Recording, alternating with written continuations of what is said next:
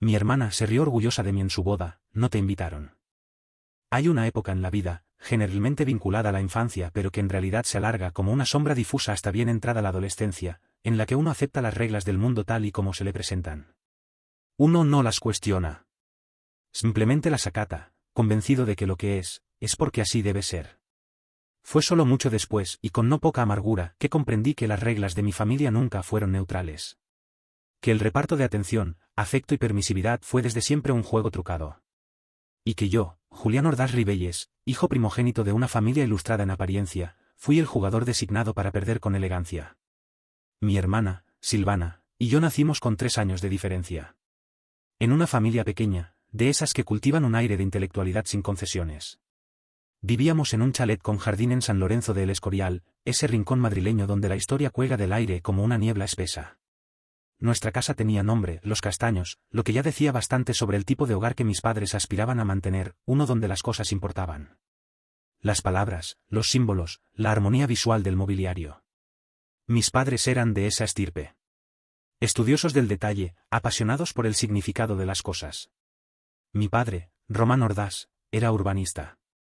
Especializado en rehabilitación de edificios históricos, había dedicado su vida a hacer que el pasado volviera a vivir sin dejar de ser pasado, como solía decir con una sonrisa de catedrático satisfecho. Impecable en su atuendo, fanático de la puntualidad, adoraba los planos más que a las personas. Para él, los errores eran asuntos de geometría mal planteada. Nunca gritaba. Nunca discutía. Pero cuando desaprobaba algo, lo sabías, el silencio se volvía opresivo, como un pasillo sin ventanas. Mi madre, Eleonor Ribelles, era más etérea. Escritora de ensayos sobre literatura del siglo XX, colaboradora frecuente en revistas culturales con nombres abstractos como Forma y Fondo o Palabra Radiante. Cultivaba un aire entre aristocrático y bohemio. Se refería a las emociones como si fueran especies de plantas, la melancolía necesita sombra y poca agua, la ira se trasplanta mal. Conmigo, era cordial. Con Silvana, devota. Desde que tengo memoria, Silvana fue el centro de gravedad emocional de nuestra familia. La niña prodigio. La chispa en medio del mármol.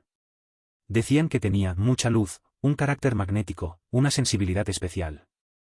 Yo la observaba en silencio mientras los adultos la rodeaban como si fuese una virgen románica recién restaurada.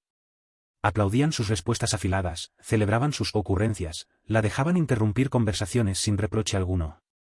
Silvana no pedía permiso. Pedía atención. Y la obtenía. Yo, en cambio, tenía que ganarme cada centímetro de reconocimiento. Mis padres eran afectuosos, sí, pero de forma condicional. Si sacaba sobresalientes, si hablaba con propiedad, si demostraba madurez. No bastaba con ser yo, debía ser una versión mejorada de mí. Una especie de becario emocional. Recuerdo cómo, cuando quería ir a un campamento de verano en Cantabria, mis padres me impusieron una condición: tenía que memorizar una lista de 25 palabras en griego clásico y recitarlas sin errores. Silvana, ese mismo año, pidió ir a un taller de teatro en Segovia y simplemente fue. Es que a ella le viene bien para su expresividad, dijo mi madre, como si el arte de expresarse fuese más valioso que el de cumplir.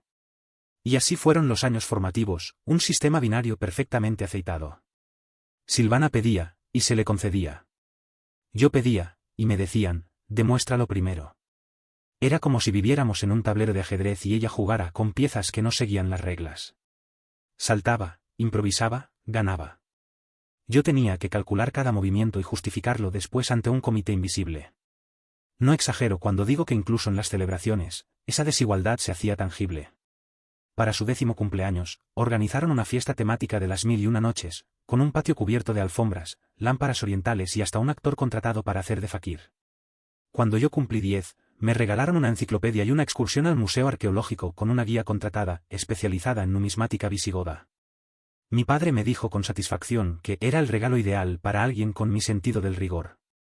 Yo, por supuesto, asentí. Con el tiempo, aprendí a no esperar. Y en cierto modo, eso me volvió eficiente. Tuve buenas calificaciones. Aprendí a hablar en público. Me convertí en una especie de prototipo de hijo ejemplar. Pero había algo frío en ello.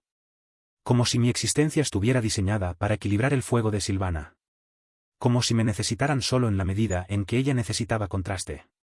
Las cosas empeoraron conforme crecimos. Silvana desarrolló un talento innato para manipular sin parecerlo. Lo hacía con elegancia. Si quería salir con sus amigas un viernes, simplemente decía que estaba agobiada por los exámenes y necesitaba aire para poder concentrarse el resto del fin de semana. Funcionaba siempre. Si yo quería salir, debía entregar antes un informe oral de mis avances en matemáticas y física. Mis padres no lo llamaban trato desigual. Lo llamaban criterios adaptativos. Lo más insidioso, sin embargo, era que nunca hubo un conflicto abierto. Jamás peleamos, jamás gritamos. Nos queríamos. O al menos, creíamos hacerlo. Había respeto, incluso cariño. Pero siempre, en las sombras, ese desequilibrio. Esa sensación de que yo debía merecerlo todo, mientras Silvana simplemente lo tenía por naturaleza. Por encanto. Por ser quien era. A veces me preguntaba si mis padres eran conscientes. Si sabían que con cada déjaselo a Silvana, que es más creativa, con cada tú puedes esperar, Julián, eres más racional, estaban labrando una jerarquía emocional irreversible. Pero nunca pregunté. Nunca lo mencioné. Me parecía una queja pueril, indigna de alguien que, como yo, debía dar ejemplo. ¿Y Silvana? Silvana lo intuía. Sabía lo que valía su sonrisa. Y sabía que yo no me quejaría. Por eso, lo usaba. No con crueldad abierta, sino con esa dulzura condescendiente de quien sabe que juega con ventaja pero se permite ser generoso. Como el emperador que lanza monedas al pueblo desde lo alto del balcón. Hubo momentos, sí, en que pensé que las cosas cambiarían. Que al crecer, el mundo nos nivelaría. Que la adultez sería un terreno más justo. Pero como toda injusticia estructural, la nuestra no se resolvió con el tiempo. La vida no cambia de golpe. No hay un estruendo, un relámpago, un tambor que anuncie el giro. A menudo lo que ocurre es que un gesto minúsculo, una frase cualquiera, una cena anodina, si se observa con la atención de un entomólogo, revela la grieta que luego dividirá un continente entero. En mi caso, el continente comenzó a resquebrajarse la tarde en que les dije a mis padres que había sido aceptado en la Universidad Complutense para estudiar filosofía. Esperaba una sonrisa moderada, una palabra de aliento acaso. Pero lo que obtuve fue un gesto en blanco. Román se limitó a soltar un leve suspiro, como si yo hubiera anunciado que pensaba dedicarme a tallar flautas con bambú, y Eleonor apretó los labios, con ese movimiento contenido que reservaba para las conversaciones familiares donde lo personal parecía rozar lo vulgar. Un hombre, dijo mi padre, después de una pausa incómoda, debe poder hacer cosas con sus manos.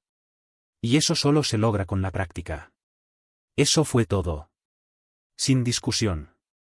Sin alternativa. Filosofía, dijeron, no era un camino. Era un desvío. Un pasatiempo de quienes no sabían usar una llave inglesa. Me recomendaron esa palabra que usaban con frecuencia cuando lo que querían era imponer, que considerara trabajar duramente durante un año, que aprendiera el valor de la acción concreta, que me forjara el carácter en el terreno real. Porque, según Román, solo con los pies cubiertos de polvo se podía comprender el peso del mundo.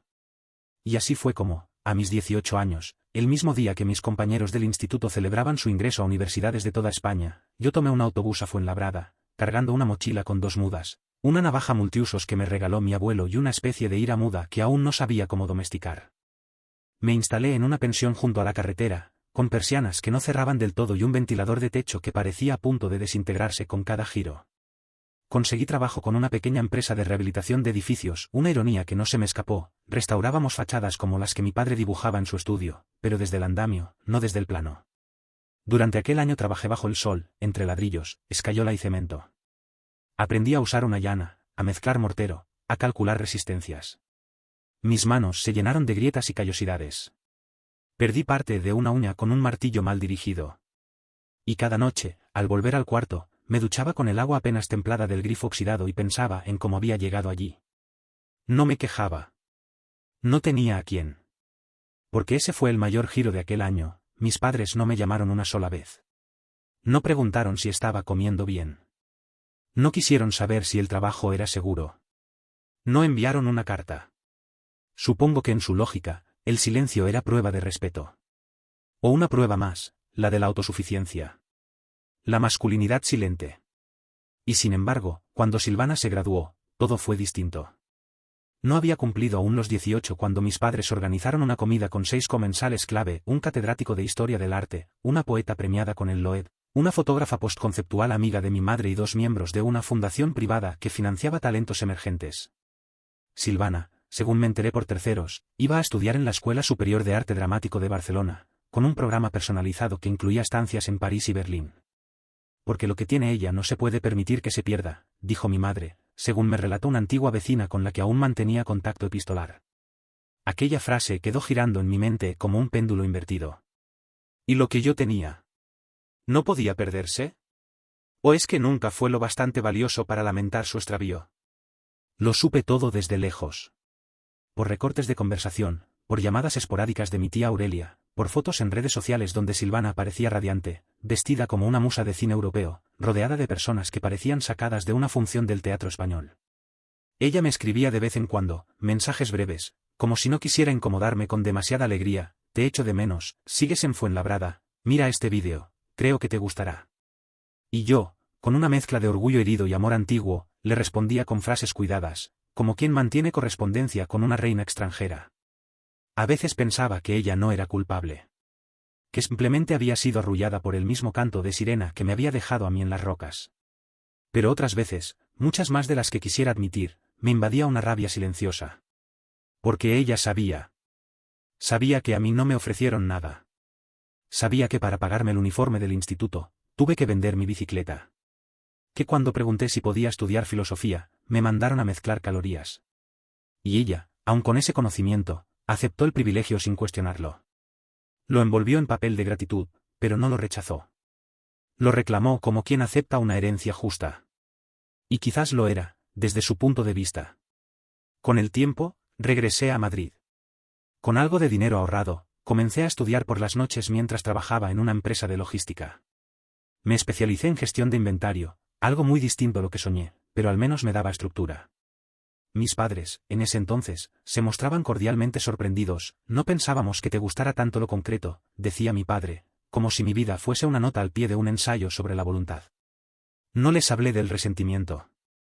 No les pedí cuentas. Me limité a visitarlos de tanto en tanto, a saludar con corrección, a llevar una botella de vino cuando era necesario. Nuestra relación había sido reducida a un ceremonial diplomático, con protocolos, cortesía y fronteras no declaradas. Silvana, en cambio, floreció. Sus estudios la llevaron a festivales internacionales, a seminarios, a círculos de influencia cultural donde se hablaba mucho y se decía poco. Yo asistía a alguna de sus funciones en silencio, sentado en la última fila, observando cómo se transformaba en escena, cómo encarnaba dolores que en la vida real no quería mirar. A veces me miraba desde el escenario y sonreía. Yo aplaudía. Y luego me marchaba sin saludar. Hubo un tiempo, breve pero intenso, en el que creí, de forma ingenua y casi sacrílega, que mi familia me quería. Sí, lo creí. Contra todo pronóstico. Contra toda la lógica almacenada en años de silencio, favoritismos, y jerarquías afectivas cuidadosamente delineadas como planos de arquitectura emocional. Lo creí, porque uno quiere creer. Porque incluso el escéptico, el endurecido, el hijo alejado y curtido en polvo y cemento, desea a veces ser tocado con ternura, como quien se deja acariciar por el sol tras un invierno riguroso. Aquel momento se encendió cuando Silvana, aún estudiante, conoció a un muchacho durante uno de esos retiros artísticos a los que asistía, en esta ocasión, en Granada, en un taller sobre teatralidad barroca y movimiento escénico. Él se llamaba Eloy Santisteban, a decir verdad, no podía haberse elegido un nombre más adecuado para su tipo: pálido, delgado, culto, con rizos vagamente heréticos y una voz medida como si cada palabra que pronunciaba estuviera ensayada frente al espejo. Según supe, porque las noticias comenzaron a llegar a mí con una frecuencia inusitada, como palomas mensajeras reactivadas tras años de jaula, Eloy era estudiante de escenografía en la Real Escuela Superior de Arte Dramático. Se enamoraron. Se enamoraron de la manera más eficiente posible, con intensidad y sin miedo al porvenir. Silvana lo llevó a casa a los pocos meses, y Román, lejos de adoptar su papel habitual de filtro y vigilante, lo recibió como quien da la bienvenida a un discípulo prometedor. Eleonor, por su parte, se deshizo en elogios, que era educado, que tenía mundo, que miraba a Silvana como si fuese un cuadro de Alma Tadema. Entonces ocurrió algo inédito, me llamaron por teléfono. Primero fue mi madre, con voz suave, como si se tratara de recuperar un idioma olvidado. Julián, hijo, ¿tienes un momento para hablar? Aquel saludo, tan inocuo en apariencia, me desarmó más que cualquier reproche. Yo, que llevaba años acostumbrado a conversaciones funcionales y mecánicas, me quedé sin saber qué tono adoptar. Balbuceé un sí. Nos encantaría verte. Ven a casa. Nos encantaría que conocieras a Eloy. Y bueno, a Silvana le haría una ilusión enorme. La voz de Eleonor no vacilaba. Tenía ese acento de madre universal que nunca le conocí antes. Un acento prestado, quizás. O tal vez ensayado. Me lo repitió 2 veces, como si temiera que el mensaje no calara. Nos encantaría que vinieras. Y fui. Por curiosidad, por debilidad, por nostalgia de algo que jamás existió del todo pero que uno insiste en reconstruir como ruina imaginaria. Crucé la puerta del viejo piso familiar en Chamberí y me recibió un aroma que no percibía desde adolescente, mezcla de lavanda, barniz de caoba y la sopa clara de mi madre. Todo estaba ordenado con una meticulosidad más propia de una visita diplomática que de un reencuentro filial. Silvana me abrazó. Me abrazó con un fervor casi teatral, y por un instante sentí que se fundía conmigo de verdad. Me susurró que me echaba de menos. Y no como en los mensajes de antes. Esta vez era distinto.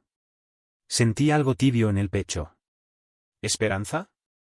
Me presentaron a Eloy. Hablamos de teatro griego, de la metonimia escenográfica, de Hölderlin y del peso de lo simbólico en el mundo contemporáneo. Me sentí escuchado. Eloy me miraba con una atención amable y Silvana sentía, como si yo estuviera dictando una clase magistral. Román incluso me citó en medio de una frase, como decía Julián en su adolescencia, el pensamiento es también una herramienta. Aquello me dejó perplejo. Yo no recordaba haber dicho eso. Y si lo había dicho, nadie me había prestado atención entonces. Aquel día, Eleonor me sirvió una tarta de zanahoria, mi favorita desde niño, y me preguntó por mi trabajo, mis proyectos, mis lecturas. Me escucharon. Me escucharon de verdad, o al menos lo simularon tan bien que fui incapaz de notarlo. A partir de entonces, todo se volvió extrañamente fluido. Me llamaban los domingos. Me enviaban fotos. Silvana me pedía consejo sobre autores ucray. Román me recomendó un libro sobre urbanismo filosófico. Yo, como un idiota hambriento, me dejé alimentar. En una ocasión, Silvana vino a mi piso. Se sentó en mi sofá, que era viejo, deshilachado, pero digno, y me dijo que le impresionaba la vida que me había construido solo. Que me admiraba. Me lo dijo mirando a los ojos. Y yo, lo confieso, sentí un nudo en la garganta. Era la primera vez que ella me admiraba por algo que no le habían sugerido nuestros padres. En Navidad, me entregaron un regalo cuidadosamente envuelto, una edición crítica de las Meditaciones de Marco Aurelio, con una nota escrita a mano, para que nunca olvides la fuerza que hay en tu mente. Con amor, mamá. Me costó no llorar. Todo era extraño. Todo era tan perfecto. Como una obra de teatro bien escrita, con actos nítidos, personajes creíbles, una progresión lógica. Y como toda obra bien escrita, llegó su clímax. Fue una tarde de abril, cuando la primavera comenzaba a florecer sin permiso en los patios de Madrid. Yo había pasado por casa de mis padres tras el trabajo. Eleonor me ofreció té, otro gesto nuevo, casi exótico en ella, y Silvana se sentó a mi lado. Su voz, cuando habló, era suave como la de una enfermera que va a anunciar un diagnóstico. Julián, necesito pedirte algo. Y créeme que no ha sido fácil decidir decirlo. Yo asentí, expectante. Eloy y yo, queremos casarnos. Asentí de nuevo. Era lo lógico. Estaban enamorados. Jóvenes. Idealistas. El mundo aún no les había roto del todo. Queremos hacer algo especial. Algo digno. Algo que celebre todo lo que hemos vivido. Pero, claro, organizar una boda así en Madrid, con invitados, con espacio, con música. Pausa. Papá y mamá ayudan como pueden. Pero tú sabes que no es fácil. Que los tiempos no son los de antes. Y... otra pausa. Más larga. Hemos pensado que, quizás, podrías ayudarnos. No lo pedimos a la ligera. De verdad. Pero confiamos en ti. Y sabemos que, si tú quisieras, podrías echarnos una mano. Un préstamo, claro. Te lo devolveríamos. Con el tiempo. Pero sería un gesto tan hermoso de tu parte. En ese momento dije que sí felizmente porque sentí el amor de mi familia y quería ayudar a mi hermana. Entonces me pareció que la felicidad de mi hermana era la felicidad de toda la familia. El ser humano, decía Nietzsche, necesita ficciones para sobrevivir. Y no hay ficción más persistente, más tenaz, más cargada de perfume agridulce que la de sentirse finalmente aceptado. Después de la petición de Silvana, esa petición envuelta en la celofán del cariño recobrado, pasé varios días en un estado de vigilia emocional. Era como caminar sobre un puente colgante hecho de recuerdos suaves, pero con la conciencia de que debajo aguardaba el vacío. No era estúpido, aunque lo pareciera. Sabía que me estaban usando. Pero lo sabía como se sabe que fumar mata o que el sol se oculta cada noche, una certeza aceptada pero anestesiada por el deseo de que esta vez fuera diferente. Dije que sí. Lo dije sin épica, sin condiciones, sin discurso. Fue un sí tan neutro que podría haber pertenecido a otro. Y sin embargo, dentro de ese monosílabo, algo se quebró. Fue como entregar las llaves de la casa que uno mismo construyó con los nudillos partidos y el alma llena de polvo. Acordamos que yo me haría cargo del grueso de la celebración. Banquete, música, fotografía y coordinación general. Todo gestionado por una empresa de eventos llamada La Verbena Clara, una agencia de organización de bodas con sede en las afueras de Madrid, cuya reputación era tan sólida como su sobriedad estética.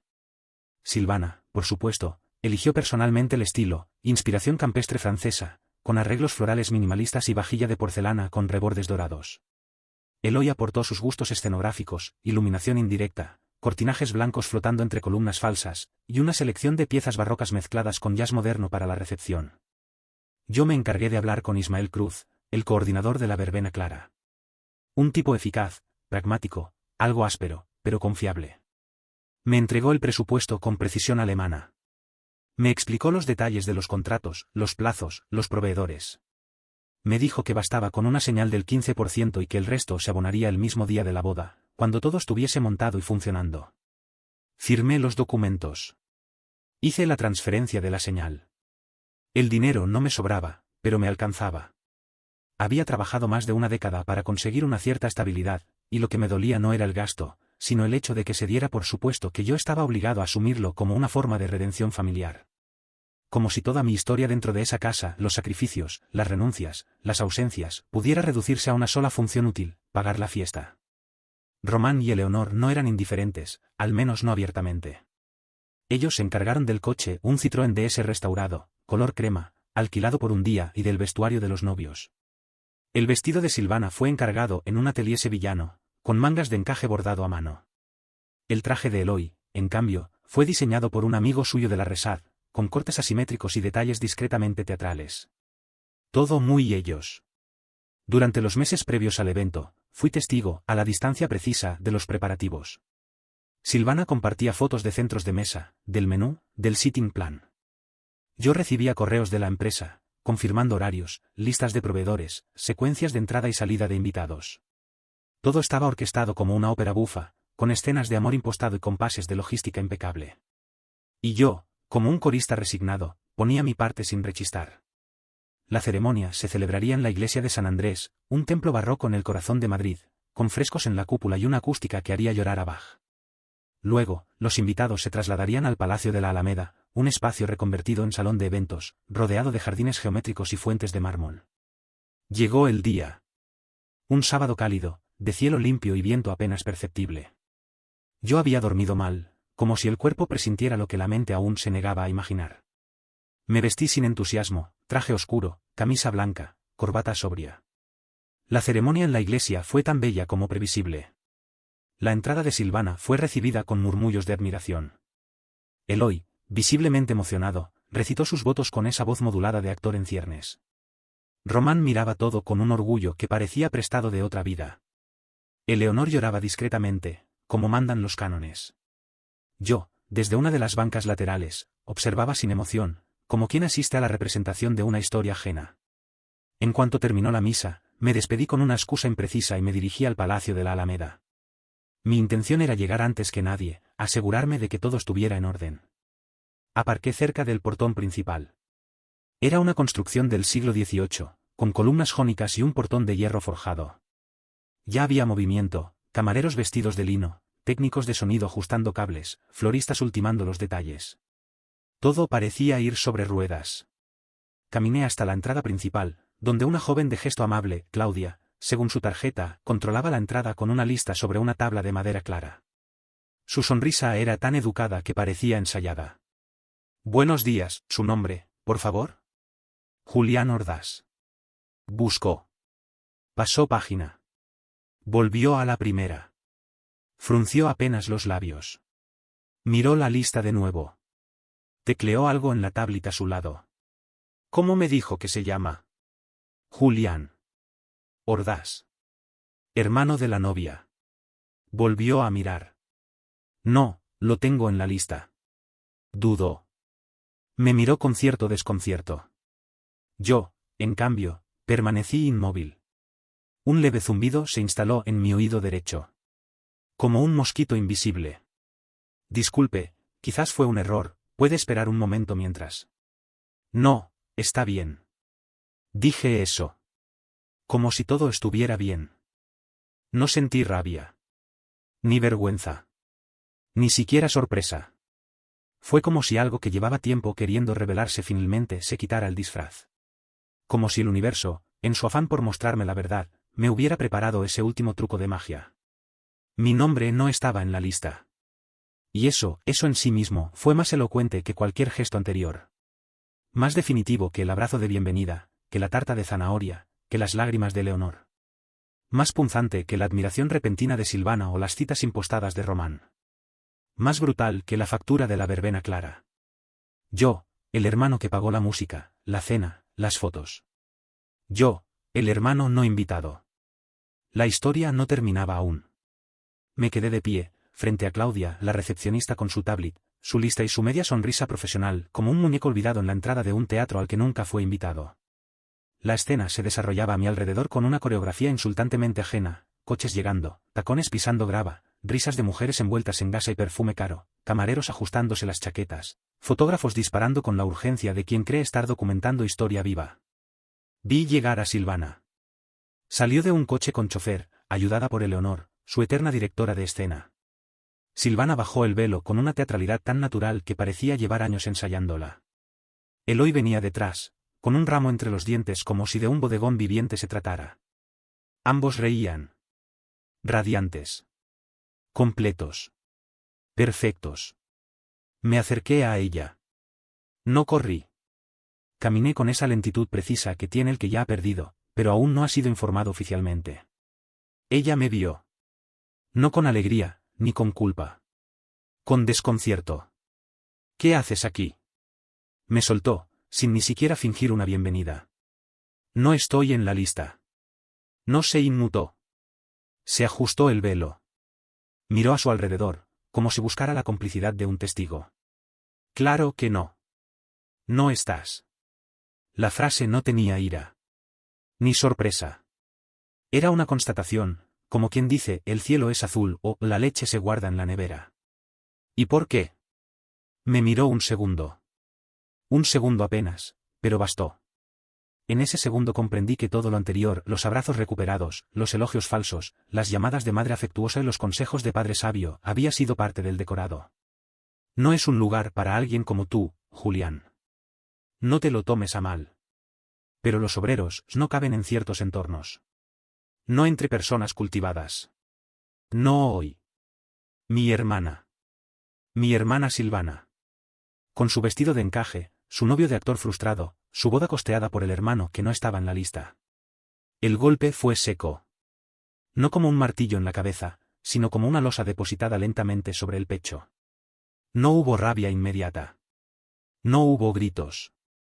Solo la revelación de una verdad que ya había estado escrita, como un grafiti en la pared que uno se niega a leer durante años. Eleonor, que había escuchado desde unos pasos más atrás, se acercó.